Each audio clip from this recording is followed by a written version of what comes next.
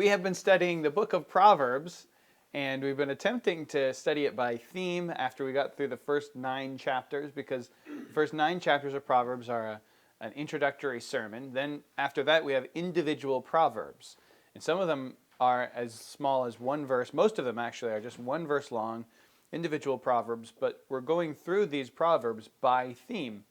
And so we're on the theme right now that we're sort of surveying the book of Proverbs of wisdom that applies to poverty and wealth, the rich and the poor. And we've studied several things in this theme. We studied what the Old Testament law says about how to treat a poor person, how God makes a person rich if a person is rich, that riches are in his hands, all those sort of things. Because remember that Solomon is basing the idea of wisdom on the Old Testament law. He's using the law of God and saying, if this is what God commands, then it must be the type of thing that pleases him. And the wise thing to do would be to live our lives in manners that please God. And so he's equating those two things, wisdom and righteousness, following the law of God, and foolishness and sin. So now he's going to take a few more of these things, and we've examined throughout the Proverbs, we've examined categories of Proverbs that have talked about how wisdom is more valuable than money. This is just said in many places. We've already taken time to examine those carefully, how wisdom is of supreme value. It's more valuable than anything. It's certainly more valuable than money. Ultimately, it is in a very practical way. We saw a few passages that explain how wisdom can very practically be a better way of getting money. Like just practically living in a wise manner is more likely to produce better financial results in someone's life. And then the conclusion that we were looking at is because Solomon draws out in several Proverbs the fact that really wealth comes from God. It's really from him anyway. So that it would make sense then that pleasing him would be a much smarter thing to do than running after money. And then last week we talked about a section of verses that deal with the love of money. Just the folly that's in just going after money instead of going after God. Even someone who gets rich, if they get rich for the riches, it's a complete foolishness. And so we've kind of come all the way through all of that, and now we're down to actual direct pieces of wisdom for the rich and for the poor.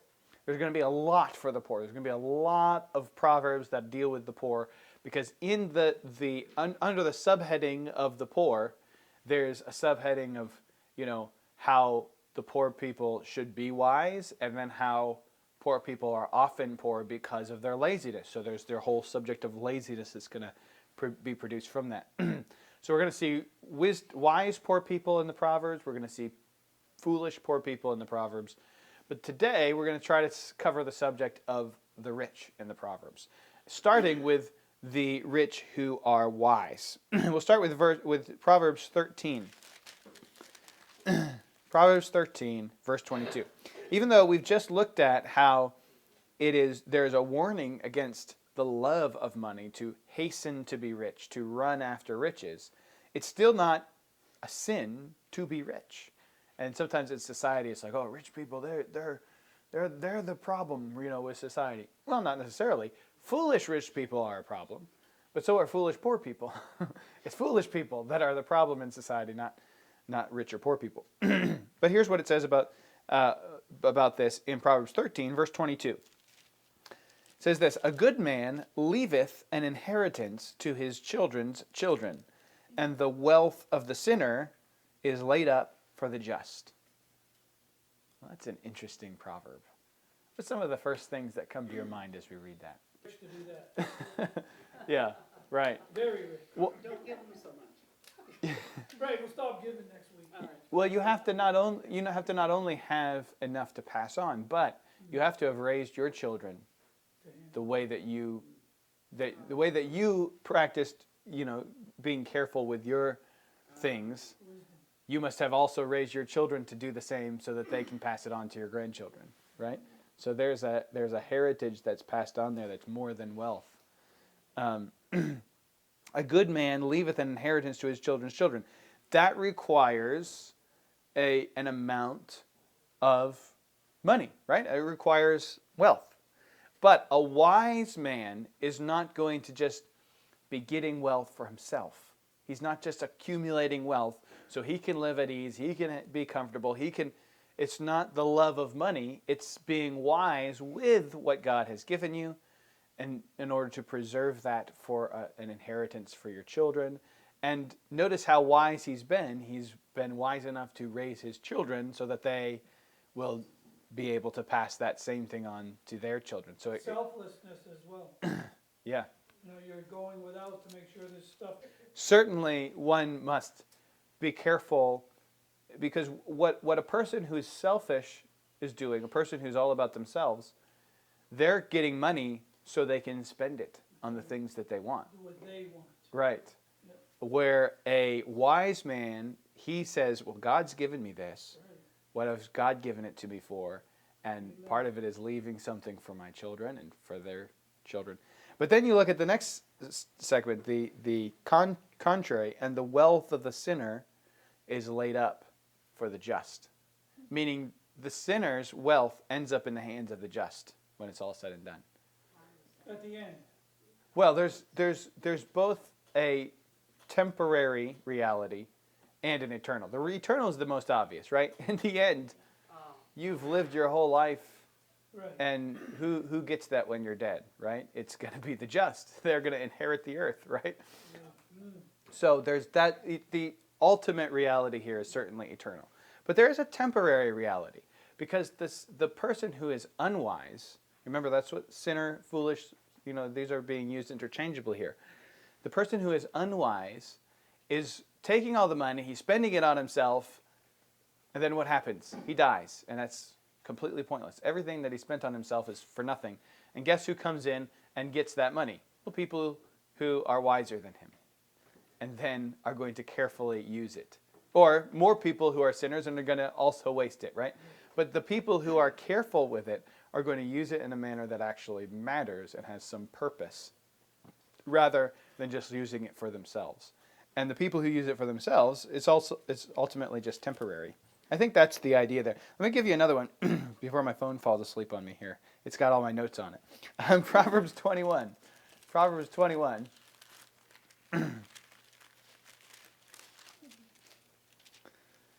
Verse 20. There is treasure to be desired, and oil in the dwelling of the wise, but a foolish man spendeth it up. Yeah. I think that's an application. Yeah. Now, it's important that we understand that this is that to be desired is basically an adjective here. It doesn't look like that the way that it's written, but probably it'd be better to understand it by reading it this way. There is desirable treasure in. It's not that it's ordering us to desire it. It's saying this treasure is desirable, right? So there's desirable treasure that is, and oil in the dwelling of the wise, but a foolish man, he spends what he has. He wastes it. He uses it up. Did you have a? Yeah. So yeah, I think that's the basic thing. They have what they need, right? Now, desirable treasure suggests that this could be a. Now remember, we got to. I feel like we need to lay these again, because we so often get caught up in these proverbs and forget that they're written in a general sense so that they can be applicable in multiple ways. That's on purpose. And the two ways that you're going to see them always you're going to find application is in a temporary physical sense and also in the eternal sense. But then you can see different applications even within sort of the temporary physical sense. That's the point. It's very deep because it's very broad. It's a very broad application.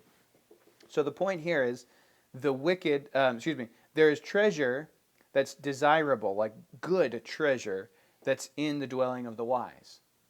Well, even if the wise person doesn't have riches, he has wisdom, right? Which is greater Right, there you go. It's greater than the treasures. So it's even if he doesn't have the riches. But then it says he has oil, which gives you the Now, remember, Solomon wasn't writing after the time of Elijah and Elisha. But remember Elijah and Elisha, how God provided for the widow woman by keeping oil in the bottom of her pitcher. And then there was another widow woman in the time of Elisha, and she got a whole bunch of vessels together, and God filled them all up with oil. And the idea of oil is just what you need to bake some bread. It's just the bare necessities, meaning that there's at least in the house of the wise is what they need. They have what they need. But the sinner is going to he's so focused on himself, which is really what sin is. It's a focus on us as a desire to do what we want instead of what God wants. And since that is the baseline, that's what sin is, it naturally produces a devouring of all the things that we have, a wasting of it. Yeah, go ahead. Greed, yeah. I think that's definitely true because, again, the love of money, the desire of money for money's sake is really just going to bring out, destruction. You never have enough, right? And no matter who I talk to, I've talked to some of the richest people or even looked at quotes from some very rich, and none of them are satisfied. None of them are happy. All of them are looking for something more. We are so tempted, and we are, I think, even as Christians, we're so tempted to live for this life. And I think Solomon's drawing out, in application to how we deal with wealth and poverty, guys, you're not living for this life. Come on. There's something so much greater. That's a whole waste of time.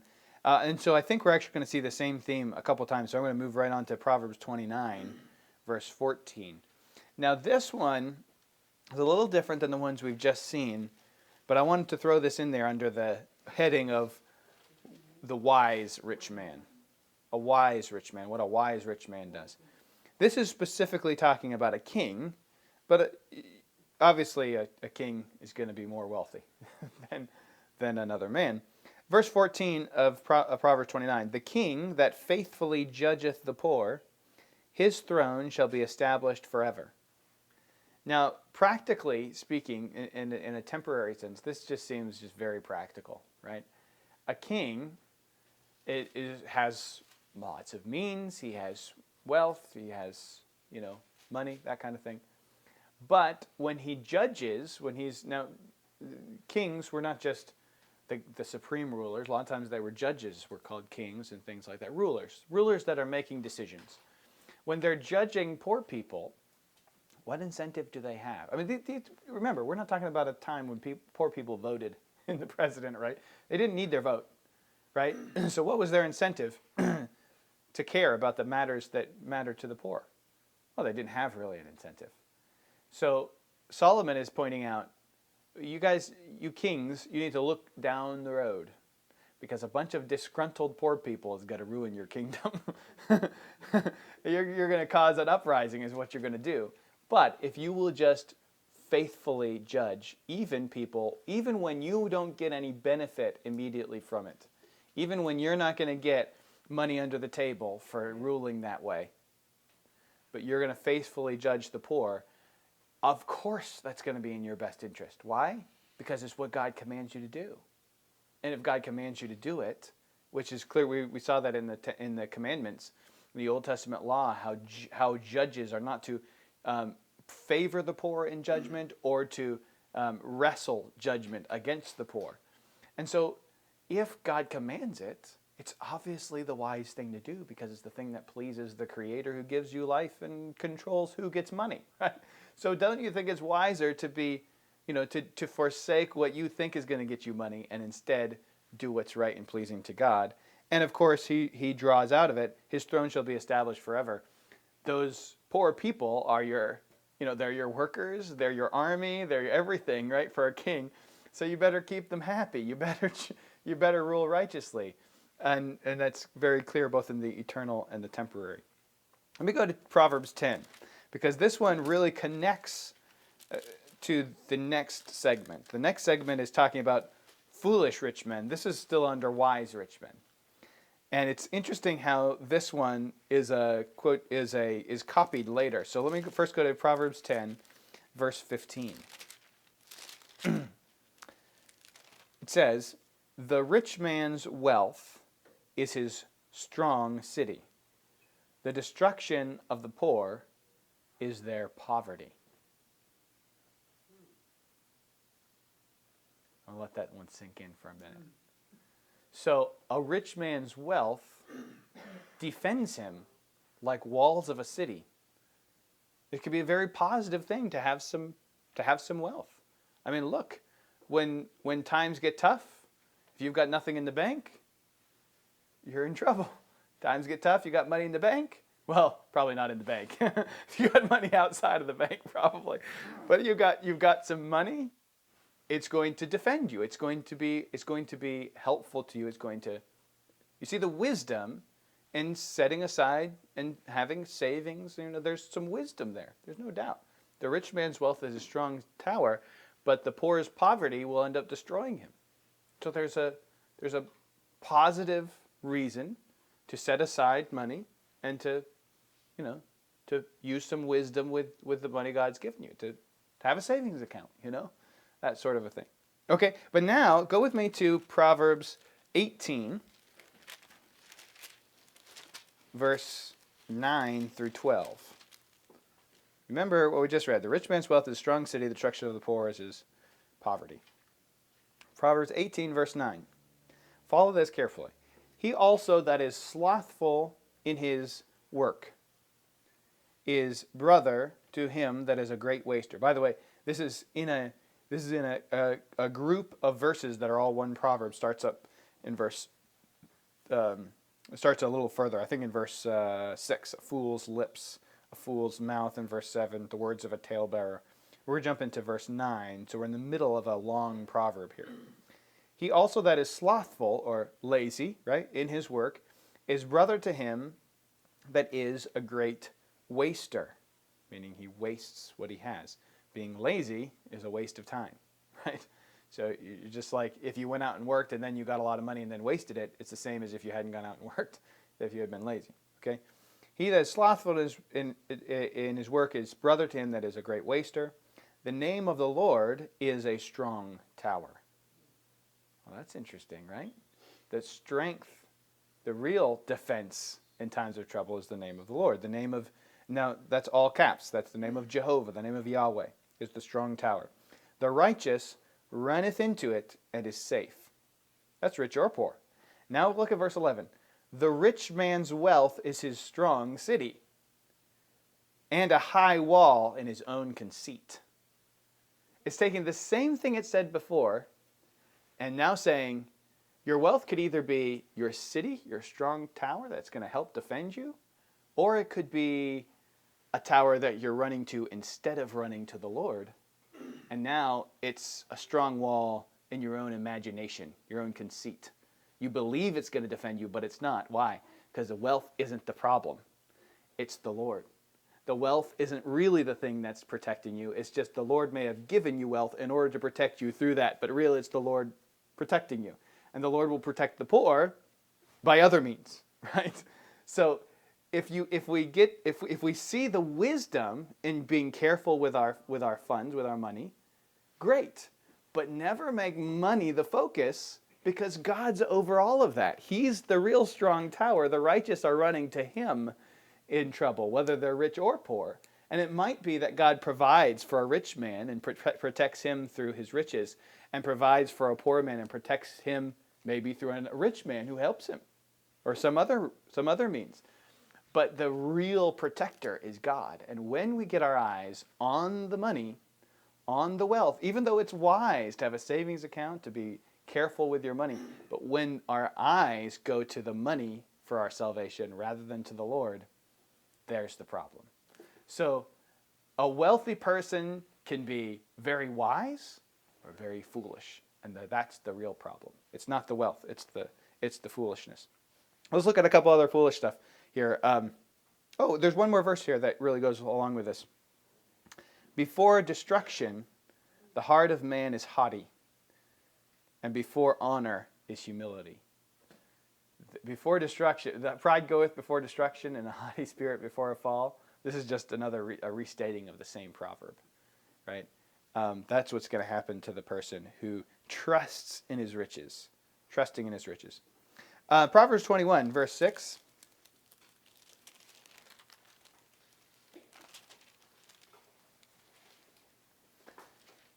Here's more under the heading of foolish rich men. Foolish rich men. The getting of treasures by a lying tongue is a vanity tossed to and fro of them that seek death. What are some things that come to your mind as you think on that one? Bill Gates. Bill Gates. Yeah, I suppose so. All those guys, not just one of them. Yeah, most of the rich men in the world are going to fall under this category, right? A lot of them are going to be getting rich by a lying tongue.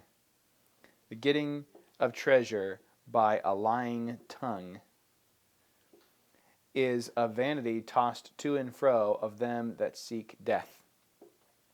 Now, imagine Solomon talking about this, right? And he's giving advice to his son and really ultimately to his whole kingdom. And he's saying, look, if you guys want to go out and live your life for riches, and then you're going to do whatever you can to get riches, because that's all that matters, just getting that money, then yeah, there's going to be a lot of times when lying to someone's going to be a good way to get a little bit more money. You know? I mean, I've been a salesman. I know how tempting that is, right? Very easy to lie and get a little more money, get a little more money in the paycheck. I don't think I did that, but I suppose I certainly was tempted, and maybe I did. I don't know. We'll see. We'll see when you get to heaven and the Lord tests all of my things. I don't believe I did, but you do. I mean, look, that's natural if money is the focus, right? If pleasing God is the focus, it's not, right? But did you have something to say? Go ahead. Yeah, it's like, here's what you're really looking for. You think you're going after money, but you're really running really hard as fast as you can after death, destruction. The eternal reality, of course, hell, right? You're running yourself right into hell, chasing that. You're chasing that dollar right over the cliff and into the lake of fire. And these people care about nothing but money. Right. Well, I think in the temporary, so because like I said, there's multiple applications here, and I think these are written on purpose for a temporary at least and a eternal application. The temporary one seems obvious, where you have someone going around and they're just trying to get rich, and they're saying whatever they need to do to get money. The people that they're lying to are going to figure it out, and they're going to be very angry, and you're probably going to get some backlash. You might even, if you're some sort of king or ruler, you might even get toppled and killed. And many kings throughout history have, because they were lying to their people, right? So I think there's that temporary, like this is something that could happen to you in this life if you do that. This is a danger you're wading into. But it's a guarantee in the next life. It's a guarantee you're going to end up in hell living your life for yourself, right? If you don't humble yourself, you're going to get death. Right. Those two things go together. Whether in this world or the next, but In a sense, this is going to... I don't know if I've thought this through enough to be this deep, but let me try to be super deep here. So it might sound really dumb. What is wealth? Right? It is something that we use to purchase things. It's a currency, right? Our money is different than the money that Solomon had. He had maybe coins, I'm sure. I don't know what they had for money in Israel. We have dollar bills that represent gold, supposedly, in some bank that supposedly has all this gold. But what is power but just another means by which people get the things that they want? It's another currency in a sense. So I think it absolutely applies here to treasure can not just be money, but also certainly power. Proverbs 22, verse 16 is, we got this in one more, and then we'll be finished. Proverbs 22, verse 16, he that oppresseth the poor to increase his riches, and he that giveth to the rich shall surely come to want. He that oppresses the poor to increase his riches. This is definitely akin to our previous verse. Getting riches by a lying tongue, right? This is the other way that makes it very easy to get wealth, and that is go after the poor people. This is, almost every advertisement you see on TV is meant for poor people. All the scams, they're meant for poor old women who, they'll call you and say, hey, I'm your grandson, or something like that. And they'll try to take advantage of poor people. They are literally, this is just so normal for a person who only cares about money. He's going to take advantage of poor people. And honestly, I've like I said, I've lived in the sales world, and I've seen the most successful salesmen were the ones who made a lot of sales to poor people. They made their most of their wealth on the backs of people who had to finance the thing that they were buying, couldn't afford it, had to borrow money for it. Yes? I Yeah. see it that way too. It's so prevalent. It's almost just like normal. We just kind of shrug it off, of course. But it is exactly what we're seeing today. People advancing themselves by oppressing the poor. Even I don't like to directly address politics in a sermon because I want to focus on what the Bible's saying. But where the Bible addresses politics, I think we should. And I think this is clearly borne out in a lot of politics. There's a whole political party, and really most of another one, that the whole idea of the way to get votes is to promise low-class people the money of the rich people. And what they're doing is keeping those low-class people poor. They're setting up dividers in society so that you can't ever get out of the class that you're in, and making it impossible because they're disincentivizing poor people from working, and then just saying, listen, don't work because the system's stacked against you. We'll take money from the 1%, we'll give it to you, and you don't work, which means you stay poor. Yeah. And more people run to be poor because now it's you get free money, you don't have to work. We'll give you money, you don't work, you stay poor, and all you got to do is vote for us. Right? And essentially what they're doing is they're oppressing the poor in order to get the wealth that they want, get the thing that they want, which in this case is power. Yes? But it isn't just, Yeah. Excellent point. Excellent point. Yeah. So oppressing the poor in order to increase wealth, there's oppression to the poor in wisdom. I don't know if that foolish man is increasing in wisdom by oppressing the poor. But you're right. There's also oppressing, taking people who are foolish, and we're going to talk about that next week because it talks about why a lot of poor people are poor because of their foolishness. Now, that's not the whole story because there's a lot of poor people who are poor and are wise. But you're right. It's easy to oppress a foolish poor person. All right. One more verse, and then whatever the Lord's put on your heart. As we meditate on these. Proverbs 28. This one, I think, is just really interesting.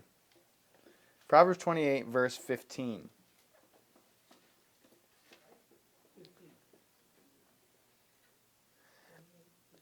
As a roaring lion and a raging bear, so is a wicked ruler over the poor people. What do people do when a lion is roaring? die. They band together, they got to kill the lion or they're going to die. Good point. What do they do if a bear is roaming around the town? They got to kill the bear. When a wicked ruler oppresses the poor and makes the poor think, what do we have to do? We have to overthrow the king. Right? And so Solomon is thinking through this from a perspective of a king, and he's talking to his son who's going to be the king, and he's saying, don't do that. That's going to be bad for you. You're going to be like a roaring lion. You're going to be drawing attention to yourself and giving people no other choice but to come against you, right? You're like a roaring lion. There's a negative here. The negative is the roaring lion and the raging bear, right? Someone who's the bear who's ranging around. If a grizzly bear comes into Weare and starts showing up in people's houses, you can better believe that animal control is going to be called, or else Tim's out there with a shotgun. Oh, yeah. One or the other, probably. My phone's off the hook. Right? I mean, they got to take him out. If a lion comes in and he doesn't roar, it's no big deal. He might nab a person, but nobody will know about it. But once he starts roaring, he starts challenging people, they're going to have to deal with him. Either he's going to destroy the king's either going to destroy his own people, like a lion will destroy the people, or they're going to rise up and destroy the king. Either way, they need each other, and they're going to destroy each other. And this is the idea of a foolish rich man. This is, of course, dealing with a rich man who's in a position of power. We were talking about power before. A rich man in a position of power should never oppress the poor people. At least he shouldn't do so obviously, which is why our leaders now have done so very craftily. Because when he does, he's going to destroy his own people, or his people are going to rise up and destroy him, one or the other. It's not going to turn out good. So we've got all this wisdom for a rich man if he's wise, if his focus is on the Lord, if his trust is in the Lord. And all this condemnation for the evidence when someone is rich and a fool. They're rich and a fool because they got rich by lying. They're rich and a fool because they got rich by oppressing the poor. They're rich and foolish because they're trusting in their wealth and not in the Lord. They're rich and foolish because they're not judging correctly over the poor when they're in power. And it's going to result in bad results in this life, and of course, bad results in the next. They're going to be judged by God. So the wisdom here is, again, jumps out as the one thing that's the important thing. You can be rich and have wisdom, and that's great. You can be rich and be foolish, and that's bad. It's not about the riches. It's about where our eyes are on and whether we're living who we're living for. All right, let's pray. Father, we see this wisdom that you have for us, and we thank you for it. And we pray that you'd help us to carefully apply it to our lives. That we would not be rich if you do not want us to be rich, or that we would not be poor if you do not want us to be poor, but that whatever state we find ourselves in, we are wise. We are living for your purpose and for your glory and for your honor. We're taking what you've given us and using it the way we are confident is a manner in which pleases you. Lord, if we have more than we need, help us to be wise with how we use it. Help us not to achieve it by means of taking advantage of people who are poor. Lord, help us to point others to the wisdom of living for the Lord, for you, and help us to to once again determine in our own hearts that our lives are to be lived for you, that we'd run to our strong tower and find refuge in you, and not in anything that we possess or any goodness in ourselves.